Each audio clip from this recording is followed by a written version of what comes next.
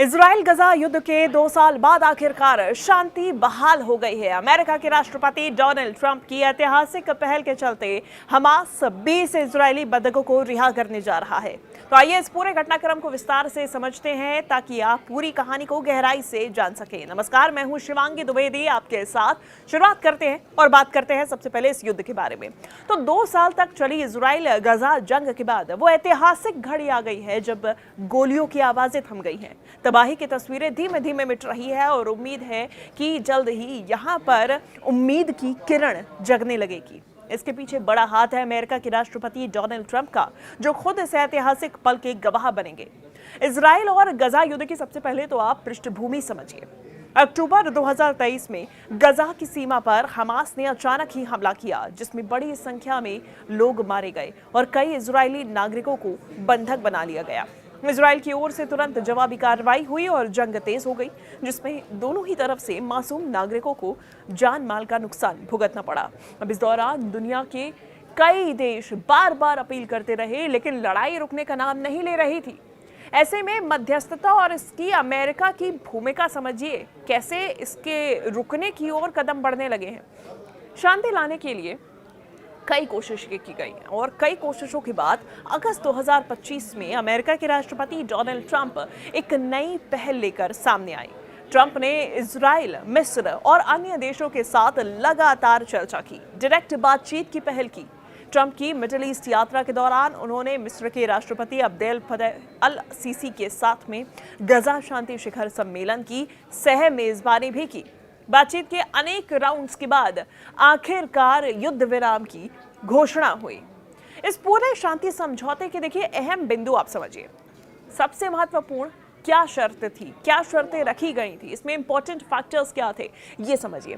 इसमें सबसे जो इंपॉर्टेंट फैक्टर था, जो इंपॉर्टेंट सबसे महत्वपूर्ण शर्त थी, वो ये थी कि हमास की तरफ से 20 इजरायली बंधकों की रिहाई की जाएगी। इसके बदले में इजराइल सरकार ने भी लगभग 2000 फिलिस्तीनी कैदियों को रिहा करने का वादा किया। बातचीत में मानवीय सहायता, पुनर्निर्माण और गजा में राहत सामग्री भेजने जैसे मुद्दों पर भी सहमति बनी। चूंकि इस पूरी जंग की तस्वीरों के बाद यहाँ पर जो तबाही का मंजर था वो बेहद भयावह था, डरावना था। ऐसे में डोनाल्ड ट्रंप का बयान इस बीच सामने आया। ट्रंप ने मीडिया से कहा कि युद्ध समाप्त हो गया है, मिडिल ईस्ट की यह यात्रा ऐतिहासिक है, सभी लोग बहुत उत्साहित हैं क्योंकि अब दोनों देशों के नागरिकों की जिंदगियां बदलने वाली हैं। उन्होंने ये भी कहा कि अब हताशा की जगह उम्मीद ने जगह ले ली है और लोगों को शांति की जरूरत महसूस हो रही है। अब क्या होने वाला है? तो होने वाली है बंधकों की रिहाई। इसका इंसानी पहलू समझिए। आज जिस पल का सभी को इंतजार था वो पल आ चुका है। हमास अपने नियंत्रण में रखे गए 20 इजरायली बंधकों को रिहा करेगा। ये बंधक वह कड़ी हैं जिनके कारण दोनों देशों के रिश्ते सबसे ज्यादा प्रभावित हुए। मीडिया रिपोर्ट्स के अनुसार कुछ बंधकों की हालत नाजुक थी और उन्हें जल्द ही इलाज की जरूरत थी। इस मुठभेड़ के दौरान बिछड़े परिवारों को आखिरकार अपने प्रियजनों से मिलने का मौका मिलेगा। वो अपने प्रियजनों के पास लौट रहे हैं, उनकी जो आस है वो पूरी हो रही है।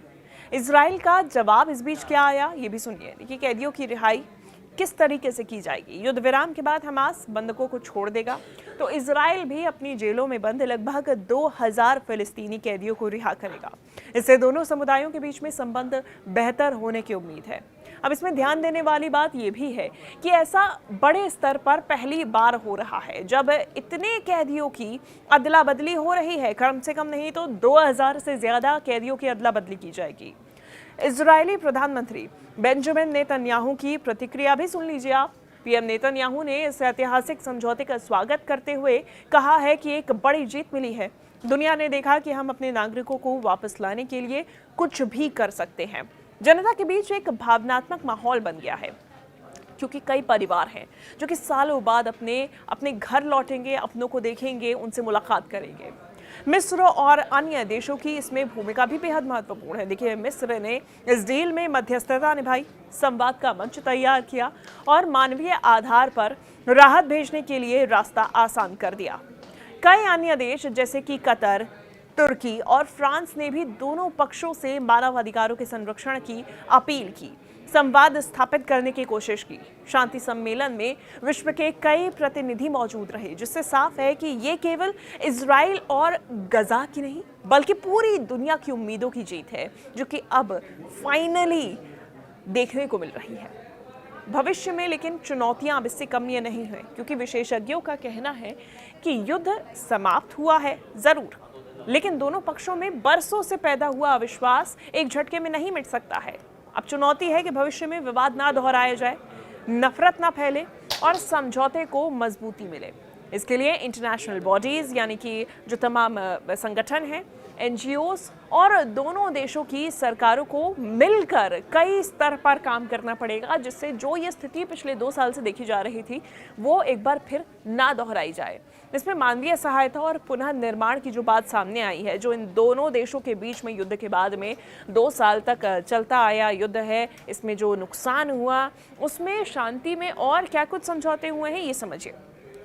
युद्ध ने गजा में बुनियादी ढांचे को नुकसान पहुंचाया। अस्पताल और स्कूल और घर सब कुछ ध्वस्त हो गया। अब दुनिया भर से राहत सामग्री भेजने की तैयारी है और गजा पट्टी के पुनर्निर्माण के लिए फंड जुटाए जा रहे हैं। अस्पताल, स्कूल और सड़कें बनाने के साथ चिकित्सा और शिक्षा क्षेत्र में सुधार की पहल होगी। लेकिन सवाल ये है कि क्या ये युद्ध विराम टिकेगा? ट्रंप का मानना है कि लोग अब थक चुके हैं, उन्हें शांति चाहिए। अधिकांश अंतर्राष्ट्रीय विशेषज्ञ भी मानते हैं कि अगर डील की सभी शर्तें पूरी होती रहीं तो ये युद्ध विराम लंबे वक्त तक टिक सकता है। हालांकि दोनों देशों के भीतर कट्टरपंथी गुट और नेताओं के निजी हित भविष्य की राह को मुश्किल जरूर बना सकते हैं और इसीलिए सतर्क रहने की जरूरत हमेशा बनी रहेगी। आज के तारीख में इतिहास के पन्नों में शांति और इंसानियत की जीत के रूप में ये दर्ज की गई है। डोनाल्ड ट्रंप की पहल, मिस्र की मध्यस्थता और दोनों देशों के नेताओं की दूरदर्शिता ने सालों की दुश्मनी पर विराम लगाने का सपना सच कर दिया है। अब देखना यह है कि क्या ये मोड़ नया दौर लाएगा या फिर समय के साथ साथ सब कुछ फिर से ही पुराने ढर्रे पर लौट जाएगा।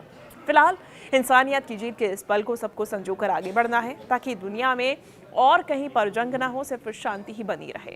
ये गाजा और इजराइल युद्ध की पूरी कहानी थी, जो समझाती है कि जंग कितनी भी भयंकर हो, अंततः इंसानियत, संवाद और शांति की ही जीत होती है। इस पूरी स्थिति को लेकर आपकी क्या राय है, आपका क्या मानना है, हमें कमेंट करके जरूर बताइएगा। धन्यवाद।